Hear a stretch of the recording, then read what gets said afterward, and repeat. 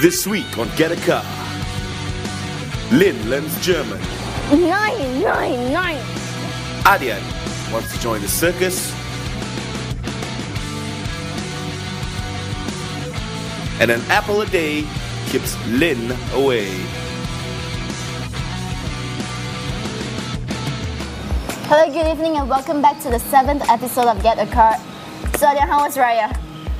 Pretty good, thank you very much. I hope everyone else out there had a safe journey back to your balik kampung as well.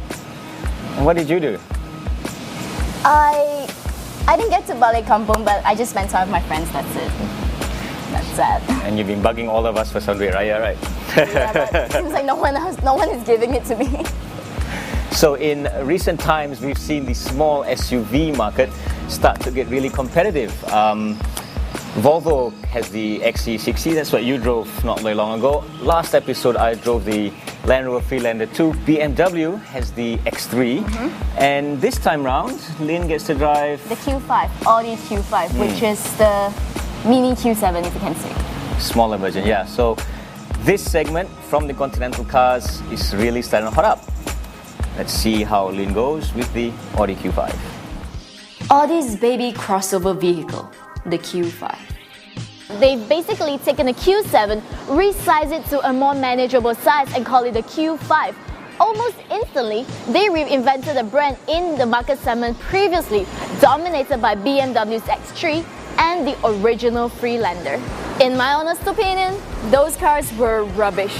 But their replacements like the new Freelander 2 and the upcoming X1 has upped the game substantially, and the Q5 has definitely got its work cut out for it.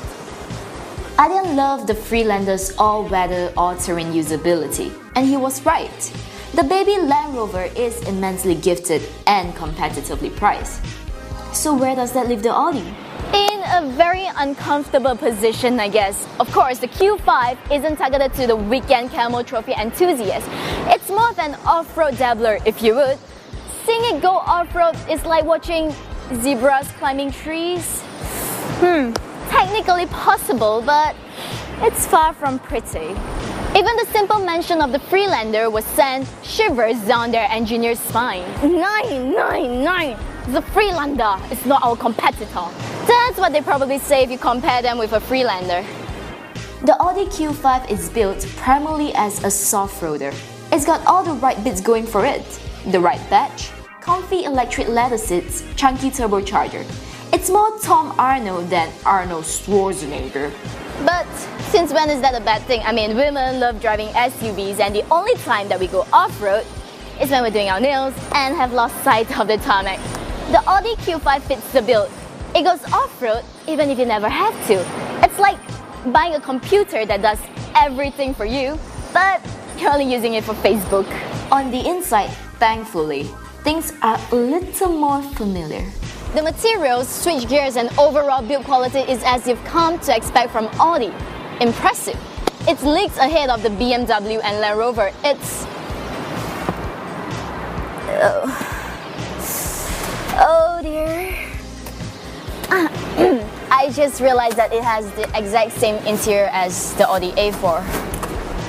Oh well, at least there's no gaps, right?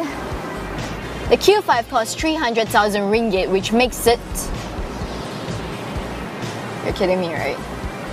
I've just been told that they have actually gone and bumped the price up.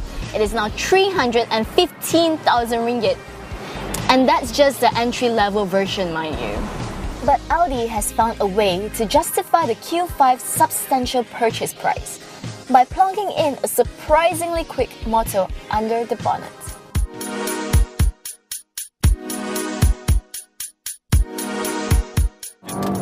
211 brake horsepower may not sound like a lot in a car this big, but through some motoring voodoo, it accelerates from rest to 100 in just 7.2 seconds. It's like riding a Scud missile. It's also agile and loves to be tossed around corners. Think of it as an Audi A4 on stilts, and you're halfway there. You sit fairly high up, but other than that, it's amazingly car-like. The body roll is well contained, and the grip from the tires with Quattro drivetrain means it's just as good in the wet. Or you can't settle for the entry-level version. It has small rims that disappears into the Q5's massive arches. Plus, it lacks the British body kit that redeemed the Q5's appearance and tightens the entire look.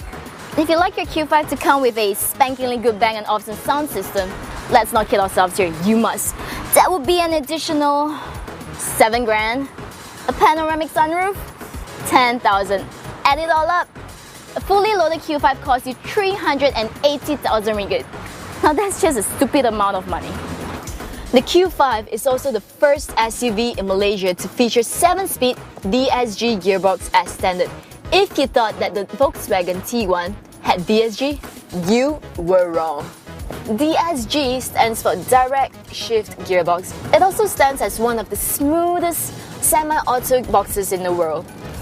I've driven my fair share of Cabrio Corsa, F1, DCT gearboxes, but nothing holds a candle to the DSG. It's effortless and seamless whenever I go up a gear and whenever I flip it down. There's this naughty little blip that always amuses me and I love it.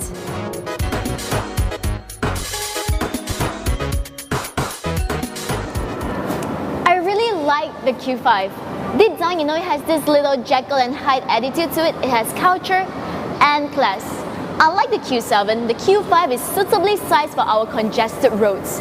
And thanks to the well-thought-out interior, it keeps me sane during rush hour traffic. It may be beyond the budget of quite a number of people, but trust me, if you can afford one, you'll get exactly what you pay for, and a fair bit more.